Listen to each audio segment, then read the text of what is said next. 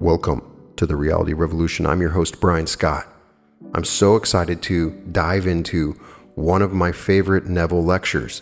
This one was delivered on April 20th, 1965, called Shared Experiences.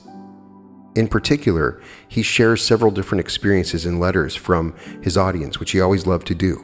But also, he shares some techniques and talks about one of the more intriguing aspects of Neville, which is the shared experience technique. The idea is that you can share in your imagination an experience with someone else and imagine them achieving their goal. For instance, if someone needs a car, you imagine them driving the car. And also, there's another aspect to this, and that is actually going into their body and imagining you're them and imagining they're driving the car. And he discusses this on several different levels. This is very fascinating and a very powerful technique. And we learn about it further in this lecture. Shared Experiences by Neville Goddard, delivered on 4/20/1965. Tonight's subject is shared experiences. In Paul's letters to the Galatians, he tells them that everyone who is taught the word shares all good things with him who teaches. 6:6. Paul was not asking for material gifts, for he said in one of his letters, "I have paid for every meal that I have taken, and I have worked day and night. He who will not work, let him not eat." That was Paul's philosophy. He was not asking for anything that was material in this world, but he did ask for their prayers, for he knew the efficacy of prayer. Paul never placed himself upon a pedestal, as if he had no need of spiritual help from his converts. He knew the depth of his soul was one with the depth of the soul of everyone, and those that he converted to this way of thinking. For he found the true Christ, not a man after the flesh. He found the creative power and wisdom of God. 1 Corinthians 1:24. That was the only Christ that Paul ever recognized. He identified it not in his words, but believe me, he identified it with his own wonderful human imagination. Your own wonderful human imagination is Christ Jesus, the creative power and wisdom of God. So that was the being of whom he spoke. He knew that the depth was infinite, and it could reveal itself through you, one that he converted to this great thinking. He asked you to share with him your visions. It would add to that which was coming through him and would make the knowledge of Christ Jesus all the greater, so he could tell it in his lessons, in his wonderful letters. Last October, when I opened here after my trip east, I asked you to share with me your experiences, whether it be on this level or a deeper level, but all your experiences, that I in turn may share them from this platform with everyone who's here and encourage them to apply themselves all the more diligently to the application of this wonderful principle. Well, many months ago, a friend of mine who's here tonight shared with me an experience of his. He rose early one morning in a semi-sleep and went to his bedroom window and looked out over the entire city. He's quite high in the hills. In this semi-sleep state, the outline of the buildings became fuzzy, and all the buildings seemed to mingle and to fuse. And in a strange way, there was a certain intensity as he looked. As it increased, they all kept. They became fused, and yet they kept their identity. But this strange thing that seemed so dead, when you first saw it, turned into a pulsing, living life. Then from life, the intensity continued. As it increased, it turned into joy, and then it still increased and turned into love. And the whole vast city that a moment before was simply dead, inanimate object, buildings, fences, streets, the cobblestones in his patio below, all became alive, pulsing, throbbing life. Then at a greater intensity, joy, and at a still greater intensity, love. Then said he, "Beyond this point, Neville, there are not words to describe it. I can't describe beyond that point. That happened several months ago. About a week and a half ago, this experience repeated itself in detail. So a week ago last Sunday, there were 5 of us in the park. We went over to the valley for dinner, a heavenly dinner. And from there off to the Shrine Auditorium to see the Russian dancers. So the whole evening was one sheer joy. The dinner, the conversation, the party of 5 and the Russian dancers. Everything was perfect. On the way out, he said to me in a light way, reminding me that this thing had repeated itself. He said, "Am I retrogressing? For here I went back and had a complete repetition of the experience." So I reminded him of the Bible. In the 41st chapter of Genesis, we are told that if a vision or a dream repeats itself, if it doubles itself, that it means the thing is fixed by God, and God will shortly bring it to pass. Verse 32. So I said, "Whatever is the significance, the true significance of this doubling of the vision, it will shortly come to pass." And so last Friday night, he gave me a letter, and you listened to it carefully. I may not complete it. All the details. It's a perfectly marvelous experience. This is his answer. He said, "I went to bed." This was the day he wrote the letter. So it happened the night before, in the wee hours of the morning, that he wrote the letter. For he said in the letter to me, "Last night as I retired, I said to myself, 'Who am I?' Then I said, 'I am Christ. I am awakened man. I am God.'" And then he was God in a certain way, because this is going to come out from his picture. He is God, conscious of his unlimited power. Conscious of his unlimited power. Then he said, then the dream began. Now this is all in a dream. Prior to telling the dream, he said, "I want you to bear this in mind, that the whole thing unfolded in an order of beautiful love, sheer love." The whole thing unfolded in that order. I did not hear a voice, but I felt the depth of my being was speaking to me through some form of mental telepathy. And this is what it was saying to me. When you use your imagination for another, use it as you use it when you write a story. Just as you write a story, use it in the same manner. "Now," said he to me, "when I dramatize a story, I write it. I must play all the parts. When I write love scenes between two characters, I must assume both characters and make love to myself. Yes, I slap my own face if the script calls for it. I must feel every character and its reaction to the situation. I must think not of the character, I must think from the character.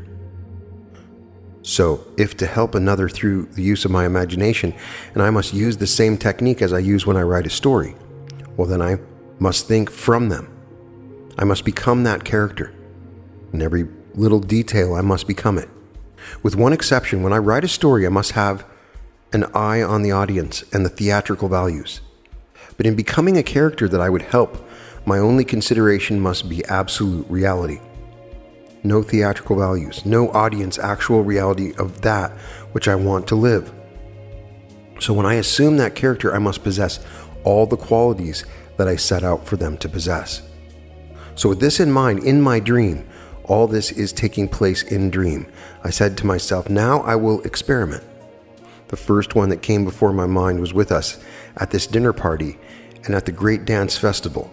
So I brought her before my mind's eye, and I took off the being that I am. I must call him by his name. He'll forgive me for this, but the drama calls for it, as you will see in the second one that he helped. So I'll call him by his name. His name is Bob. You do not know the lady of whom I speak tonight, so I will call her, not to change the pattern of the mood that possesses me. I'll call her by her name. Her name is Beth. He said, I brought Beth. I took off the being that I am. I took off Bob completely. I abandoned Bob, and then I put on the form of Beth. I put on her clothes. I put on everything, and I was Beth. I became Beth. Then I looked into the mirror, and I said, you are beautiful. Now he said, we must forgive her vanity, I told myself, for he is so much Beth. It is Beth speaking, not he putting on and playing the part. He is Beth, declaring that she is beautiful. Then he said, I never wore skirts, never worn a lady's dress, and so it seemed a little bit tight. So I had to shorten my stride as I walked about as Beth, dressed as Beth would be dressed. Then I skipped out of the house to the street where a car was waiting. For all the things I wanted for Beth, all the lovely things, the most immediate and practical would be a new car. That's the most immediate, the most practical. So I skipped out onto the street, got into this lovely new car, put the top down, and then drove off. The only thing that seemed to me unnatural was the high heel on the accelerator. I couldn't quite get that feel. I've never worn high heels, and that did seem a little bit unnatural, but nevertheless, I drove the car with the wind blowing in my face and blowing my hair. It was Beth. Then I drew up to the corner to the curb and parked the car. Then I got out of that body, leaving the body there, got into my body, Bob, got on the sidewalk, seeing Beth in the car at the wheel. And she looked at me with the most glorious smile. And that was the end of that scene. Then I turned to Eddie. Eddie is a handyman, washes his car, takes care of the garden, painting, and does odd jobs for him. In this scene, Eddie says something that he has said to me before, not in the dream. He has said it to me in the waking world of ours here. He said to me, "Mr. Crutcher, I'm considering." Then he used this strange word of his, a postulation. "Mr. Crutcher, I'm considering a postulation."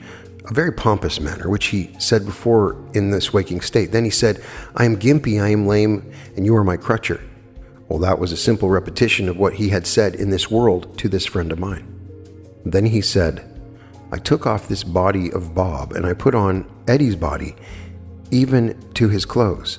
That's quite a concession if you heard him describe the filthy condition of the man's clothes in the past. But he put on everything to make it natural, the clothes, the form, and the limp. But now, instead of limping, I walked back and forth over that yard without a limp. At the end of walking back and forth without limping, I stomped my feet several times to get the absolute reality of the unlimp state. And then I got out of the body of Eddie, and I saw Eddie walk back and forth without limping. Everything was perfect. Then he said, "I took person after person in the same manner, but in each case I retained my own mind. The body I assumed, the personality I assumed, the mask I assumed, but I retained my own mind, thinking from my own mind through their mask. Then as I did it to all the people that came into," he only mentioned these two case histories, but he said person after person he did. "Then as the dream came to an end, the voice appeared for the first time. It said, 'Tell this to Neville.' He said, therefore, whenever the voice addressed me, it was always a very powerful, authoritative voice. This time it was a sweet, gentle, beautiful, loving voice." Then he concludes, "I do not say I know the meaning of this dream. I only know that in the dream I worked. I do not know if the technique is practical. I haven't tried it on this conscious level, but in the dream it worked. It may be that the depth of my own being was trying to tell me of the oneness of God, that it is God who plays all the parts. It may be, but undoubtedly, in a couple of days, it will reveal itself." Now, he shared with me this great, I call it, fantastic gift. That's the kind of gift that Paul was asking for. So the same core of man operates in all. God only acts and is in existing beings or men. Let us to him who only is and who walks among us give decisions. Blake. Now, said he, bring forth all your fires. If this is true, does it really matter? Bring on all your fires. I haven't spoken to my friend since he gave me the letter Friday night. I can only tell him I am thrilled beyond measure. It's something he must take seriously, and you must take seriously, and the speaker seriously. If we do it in dream and it works perfectly, this is the more difficult level. For here is a man in his middle 50s. I mean Eddie. Well, Eddie has had a physical limitation all of his life. No doctor would dream of suggesting that any operation could give him a normal walk. No one could. It is now a fixed physical condition, and that's fixed in his mind, fixed in the medical world's mind, fixed in all. I will say to him, it worked in that depth. Let us now put all efforts forth to make it work on this level, and make a conscious effort for our own satisfaction. As he said, for this man who is now born blind, was he born blind because he sinned or his parents sinned? He said, neither this man nor his parents, but that the works of God may be made manifest. John 9:3. So he exercised a power unknown to man on this level. So you and I, having been revealed now through our friend, this technique by which God makes all things possible. So you take a man, take a woman, and without their knowledge, without their consent, if you can, assume that personality, assume their mask, assume everything about them. And as you assume it, then grant to yourself as that being what you want for that being. So you think yourself right into the situation of the seeming other, and then do for them what they are at the moment because of lack of knowledge or lack of ability or lack of faith. Do for them what they are incapable of doing for themselves. So are we not told in Paul's letters, bear one another's burdens, and so fulfill the law of Christ? Galatians 6:2, that's bearing one another's burdens. He takes Beth, who could use a car. She needs a car instead of depending on someone who works in the place to take her home or to bring her there, to get there sometimes late because of transportation. She needs a car. So without her knowledge, he did it. I'm convinced that the depth will bring it to the surface. I see it in other ways, but that technique was revealed to him from the depth of his soul. Now bear in mind, the Bible only recognizes one source of dreams, only one source of visions. All dreams and visions proceed from God. Numbers 12:6. So this was a direct communication with God. God was revealing to him, the one who has had the experience in writing stories. For these are stories.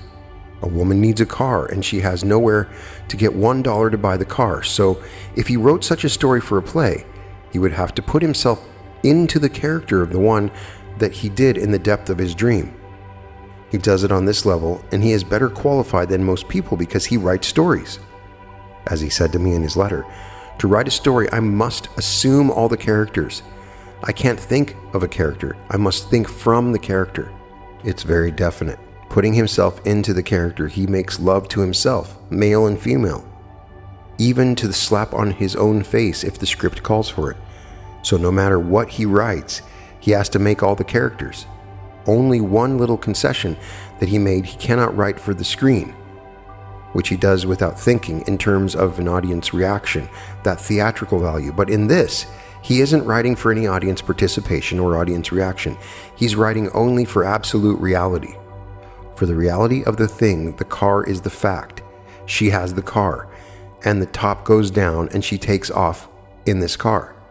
And then he who had all these years a limp and now calls himself gimpy and calls his benefactor my crutcher, because often he has to be the crutch to help him out of a little difficulty when money was short or this was short or something else.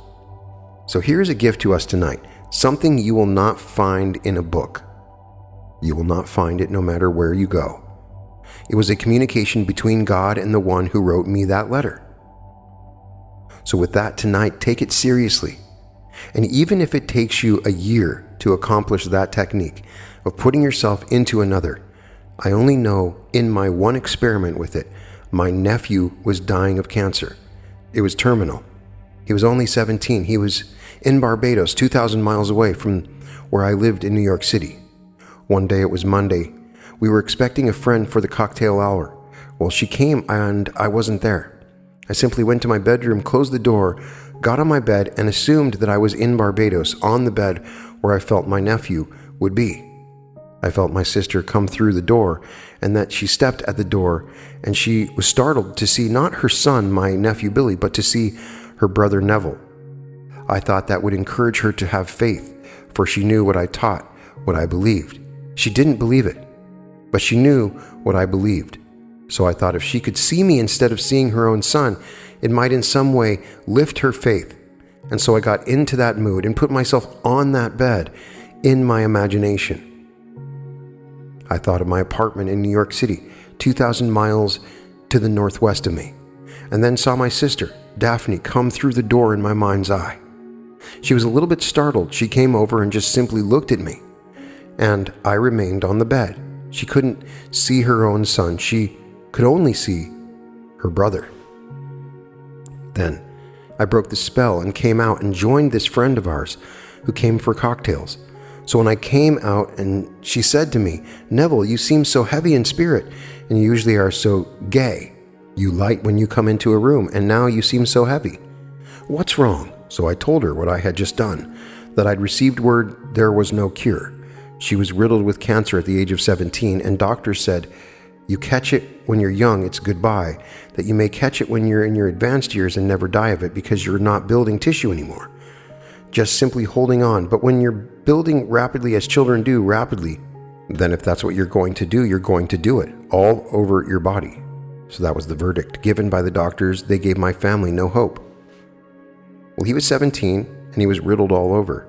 So my sister wrote me, and 8 days later I got the letter. As I opened the letter, I read it, and then my wife read it, and this lady happened to be there also at the same time. I told her what I had done 8 days before. And this is my sister's letter. She said, "Neville, I don't understand this, but today," it's dated the very day on Monday, "today I went into Billy's room. And as I entered, instead of seeing Billy on the bed, I saw you. I came over and looked at what should have been Billy, and I could not see Billy. I could only see you. You were on the bed and not my son Billy, so I don't understand it."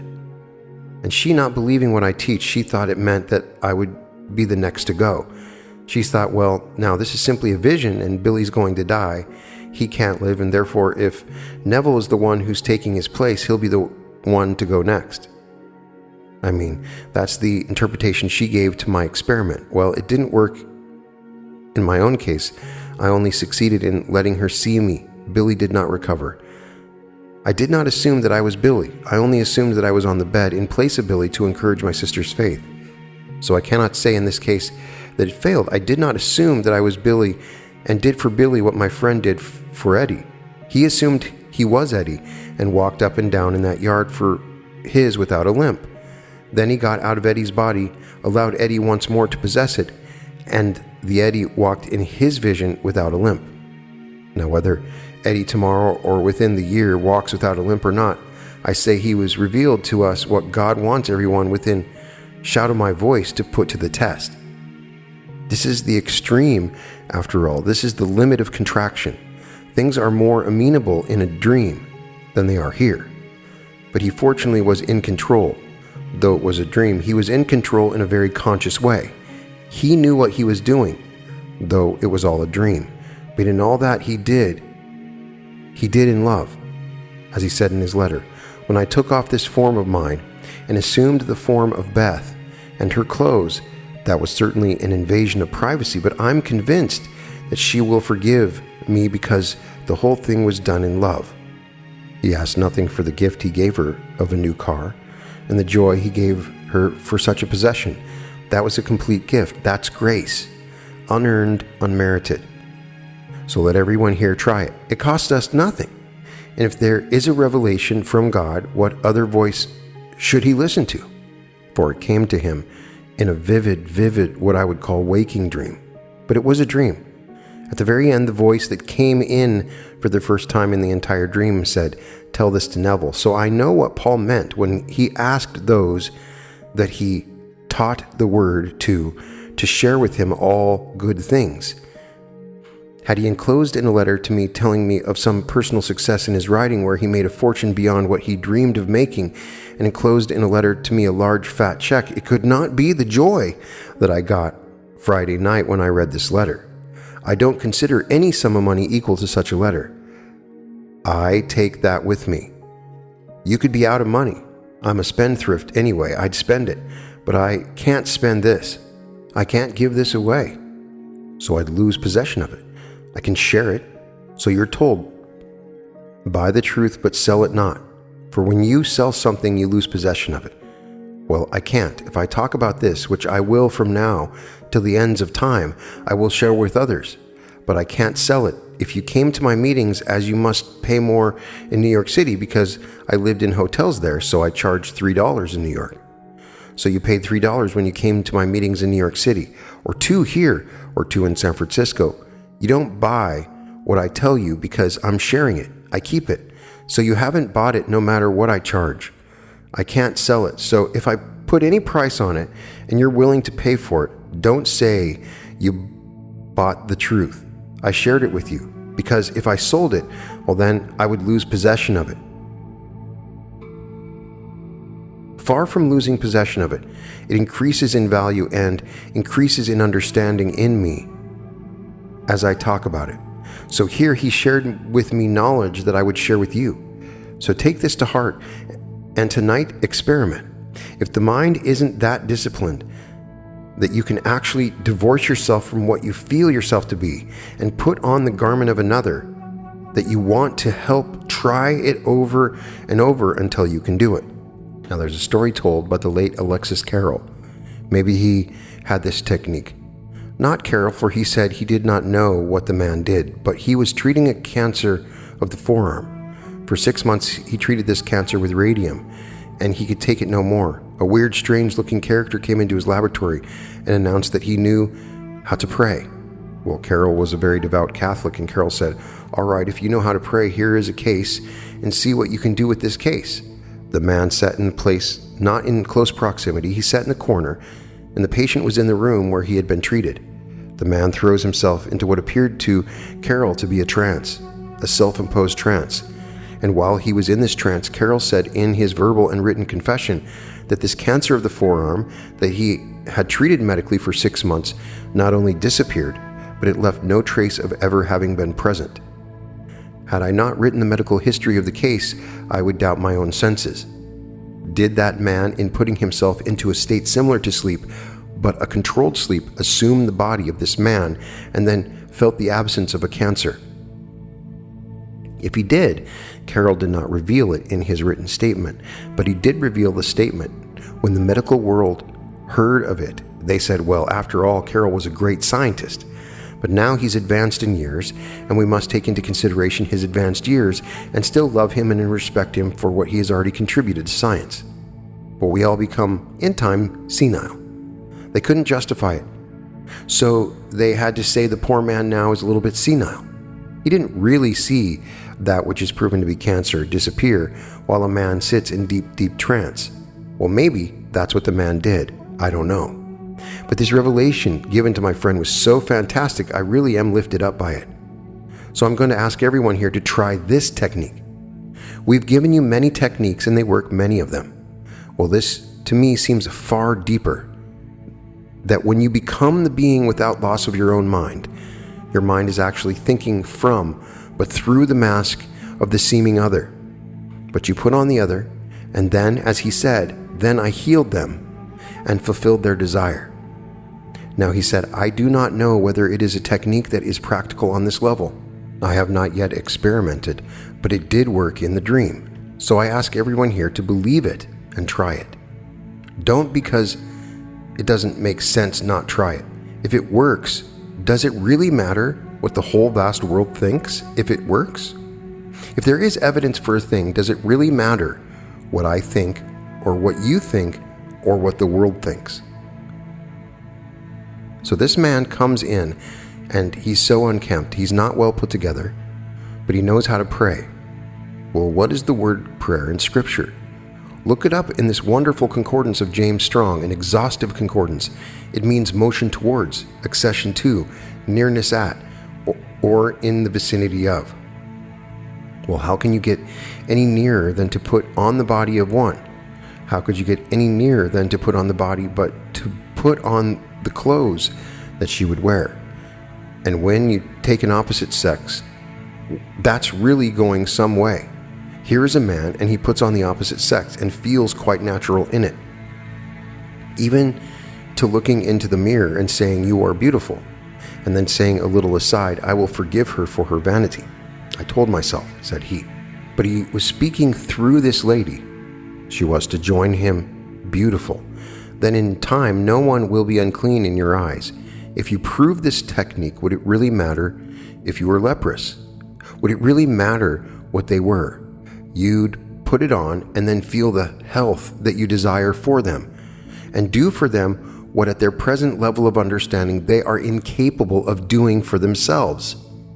So I'm asking everyone here to try it. Try it, and then above all things, share with me. I'm not asking for money. I charge here and I charge for my books. I do not charge for interviews. I've never charged for interviews. I don't care if others do. Let them charge. Perfectly all right. Let them do exactly what they want. I simply charge when people come to a meeting because I'm charged for the hall. When it rains and no one comes, they don't say, well, last night just a few. I pay the same thing. And so that's what I charge. But I don't charge for other times that I give. But I would ask everyone who comes here to share with me whatever you discover in the use of God's creative power and His wisdom, which is called Jesus Christ. I tell you that Jesus Christ is your own wonderful human imagination. So you will discover Christ to be sent, so that you discover the secret of imagining. Now here's one more facet of imagining. And so if I can take this one facet, and it seems to be this night as I speak to you, one of the deepest that I've heard of so far. If it comes from such depths, and you and I can master it from this level, there would be nothing impossible. So, it takes, like all arts, it would take practice. You can't master the piano unless you practice daily. You couldn't master any instrument.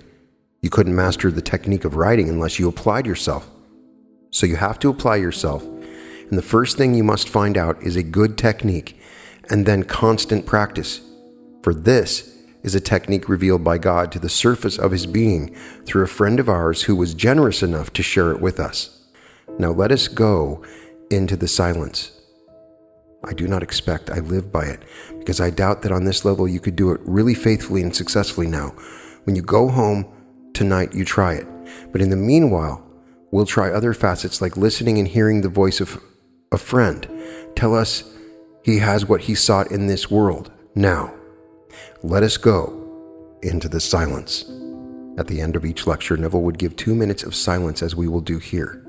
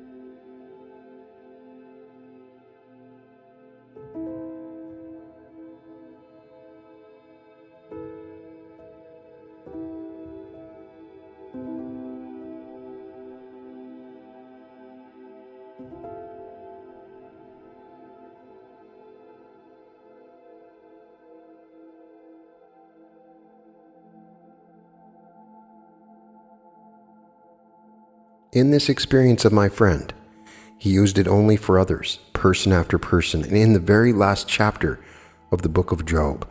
And the Lord removed the captivity of Job when he prayed for his friends, and gave him twice as much as he had before, 42:12. So in forgetting self in his love of another, he received twice as much as he had before. Now before we have the questions, may I call your attention to the book table. You'll find my books there and the books that I recommend. There are many more that I recommend, but they're not on the table. Those on the table I have at home in my library. When you leave the hall tonight, just browse over the table. Are there any questions, please? Question.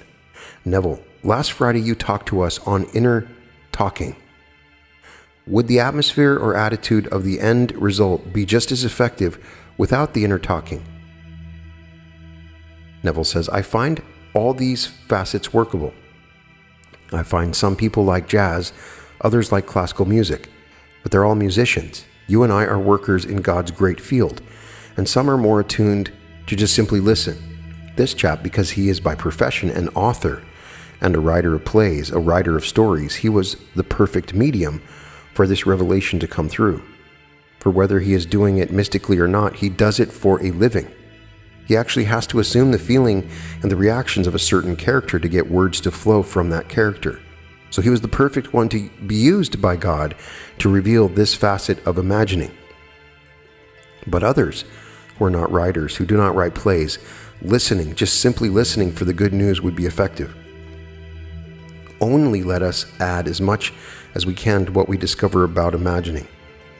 For the secret of imagining is, as Fawcett said, is this greatest of all problems, to the solution of which all should aspire. For supreme wisdom, supreme power, and supreme delight live in this far-off mystery, or the solution of this far-off mystery. So I would say listening or visualizing, all these are facets. Maybe the artist who sees mentally what it wants to put on the canvas could use the visual sense better, but the author, if he is going to actually play the part, he comes from a more solid contact with the thing. So if tonight you get something that you can add to what I've said tonight, share it with me. Write it out for me and share it with me, that I can tell others about it. And don't think this is the only facet.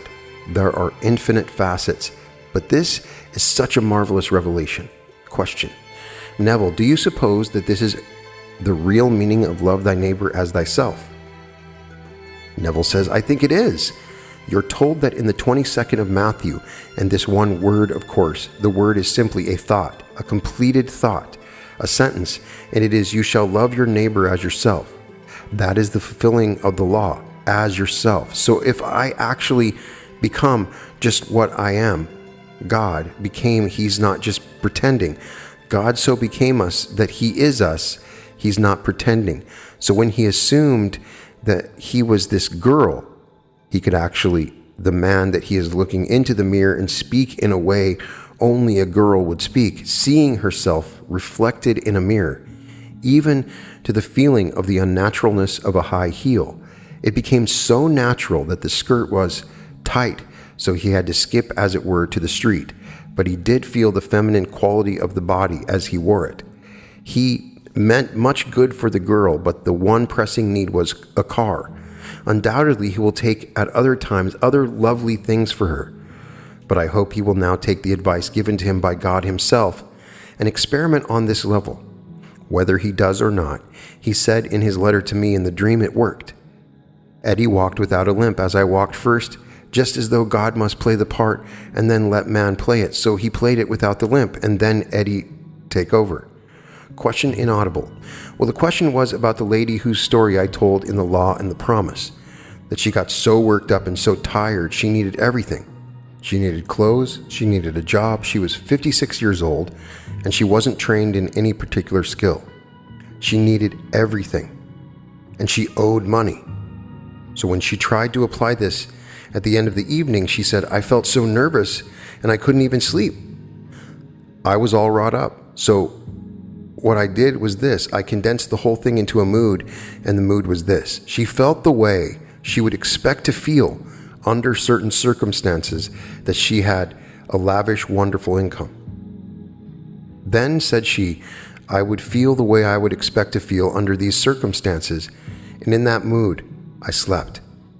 Well, then a friend of hers went east, met a mutual friend who inquired about this lady, and when told that she was seeing very, very bad days, he had made a fortune during the war years, and therefore it meant nothing to him to send her a little gesture. And he sent her a check by this friend for $2,500. The following month, he sent her a check to buy a new Plymouth car with all the attachments. And then the following month, she was notified by a law office here in the city that until her exit from this world, X number of dollars would be deposited to her account here. She must not acknowledge the check or in any way communicate. He's fully conscious of the fact that you have received it, and the depositing of this check is receipt enough. It is odd, but he doesn't want any communication. The check was big enough to pay all expenses and entertain and buy clothes and to renew her car year after year. It was a very big, generous check. And she said to me in her letter, the man has made so many millions, and he's been married in the meanwhile, and he has a family, but this is nothing to his estate. It will not in any way take from the estate that his wife and children would inherit. And so for the rest of her earthly days, this money is coming in. And all she caught was that the feeling that something wonderful is happening to me now. Not tomorrow, not next month, not next year, but now. She got the feeling of the nowness, of something great happening to her. Then she said, I would feel the way I would expect to feel under such circumstances, then sleep. Her mind got too tired when she took and dramatized something, and she was too pressed for money and pressed for everything. And because of that anxiety, she couldn't really concentrate. But you try anything. And if it works, well then, it works until we get deeper and deeper and deeper. I am convinced this is the limit of contraction, the limit of opacity for when God begins to awaken in man. Even on this limited, contracted area, we still should be able to do it as easily as we do it in dream. And that is Shared Experiences by Neville Goddard. An amazing lecture with one of my favorite techniques. I believe Neville's talked about it maybe one other lecture. Please put in the comments if you remember the name of that lecture. In any case, being able to imagine is very difficult for some people. And being able to imagine on that level is difficult. We can even see at the end of the lecture, he's acknowledging it, saying, when we go into the silence on this one, you may not be able to do this. Just imagine hearing somebody's voice. So he's acknowledging this is next level imagination. And he's explaining that you don't just imagine you're that person. You really need to go deep in the clothes that they wear, the shoes that they have on, little tiny details about how they walk, their height, everything, even the dirty clothes that they might be wearing. All those little details are fundamentally the key for imagining. In the book Prayer, The Art of Believing, Neville Goddard does explain that if you do this, you must be assuming for someone something that they would want for themselves. If not, it'll come right back at you. That's the one warning that we get in that particular book along these lines. Because it says you can do this without them knowing about it. And you're doing it because they are incapable of doing it right now. And it's a very powerful idea. But there is, in that previous lecture, when talking about this experience, when they had gone in with anger towards somebody and tried to do something, that person, to hurt them, they got stuck in the body for a prolonged period of time, and it was quite frightening. So the warning is you want to be doing this with love, or it will not work, because you're doing it for yourself, and you'll end up be praying and imagining something similar for yourself if you're imagining something that is bad. But the Shared Experiences letter, the letter from Bob regarding Beth, is truly amazing, and it goes along the lines of Neville's belief that you can imagine for someone else, that we are all Job. And the moment we start imagining for everyone else instead of ourselves is that moment that's described in Job. And the Lord removed the captivity of Job when he prayed for his friends and gave him twice as much as he had before. I can only say it's the truth in my own case, because I would obsess over myself all the time, praying for myself, trying to think for myself and things for myself. And it wasn't very effective. It didn't feel right. The love for this experience I wanted was not there. When I started imagining for others, then what I would imagine would just become so much simpler and easier. So I just tell you to try it. He's telling us to try it. And the reason this is so amazing, in the Bible, they would recite these amazing passages of dreams, and they would say that God spoke in the dream. Well, how many dreams have we not heard about where God spoke to people? I'm sure there's trillions of them, right? People are being spoken to by God in dreams all the time. The Bible is just a collection of different stories from 2,000 years ago, right? But this lecture should be in the Bible. God is speaking to this man and telling Neville to talk about it because God knew that we would hear it right now. He was speaking to us from that dream right now, telling us that we can help our friends out. We can help our family out. I have a close friend of my family, somebody that just got out of college, that's been struggling to pass a test and get their car to work at the right place so they have enough money to live. They're scared. They're frustrated. It seems like nothing's going for them. Their car's broken down. So I did this technique. I imagined them when they had no car to drive. I imagined seeing them pulling up in the car, getting out of the car. And then I also tried imagining being them, what their hair was like, their clothes, and imagined driving in a car. The exact car that I imagined is what he pulled up in. And he passed the test. And I can only tell you from one experience, I've had dozens of these now as I became aware of this and experimented on it. If we go back to the previous lectures, remember Neville would sit and do this for people all the time. He would sit and people would come in one by one over and over again, and they would ask for him to imagine for him. And he would sit in silence with the other person, and they would imagine together in a shared experience. I believe this is what awakened Neville to the Christ within him and really amped it up and took it to the next level, because that specific thing that he did was the catalyst for the awakening that Neville went through. It was when he started imagining for all these people, and a lot. He would do it all day long. And he was pretty much set up because his dad's business had done well, and he didn't really have to work very hard. And this is something that he was passionate about. He was seeking God even in the hardest times. But when he had the time to do it, he started imagining for everybody all the time. And that is something that you can do. If you want to know, hey, I want to reach that God level that Neville Goddard was at, and we are all at it, and we're all moving towards it. But I believe that this is a magnifier, an amplifier, something that can take you there much, much faster and much, much easier. Start imagining for others. Imagine for the person that you see when you go down the street. Imagine for your cousin. Imagine for your friend. Imagine for your son's friend, your brother's friend. Imagine for somebody in the community. Imagine for somebody you see on TV. Imagine for somebody that you hate. Something good.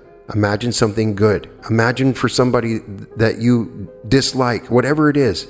Start imagining all the time. It's amazing the shift that you will go through when you start this, and it becomes just a habit for you. Now we come to the story of Billy, and I still always find this very fascinating, and I want you to tell me your answer in the comments.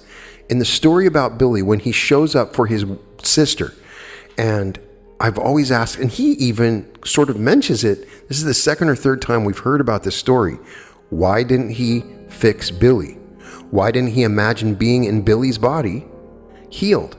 He does not give an answer in this one. He doesn't give in another. Maybe it was an understanding of the afterlife, and that it was Billy's choice, or that he knew something more that we don't know about. It's easier for him to say, hey, I did this for my sister, but why not heal Billy?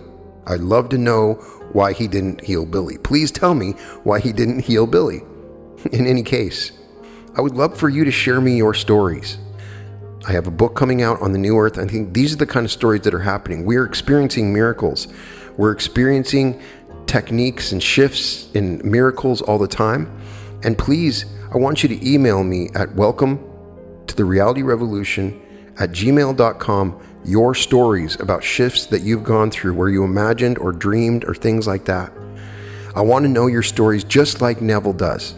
I'm not very good at responding to emails. I have 30,000 emails in my box I still need to get to, and I'm doing my best. And if you have emailed me, I apologize for not responding. I promise you I will get to it, and if I don't respond, I did probably see it.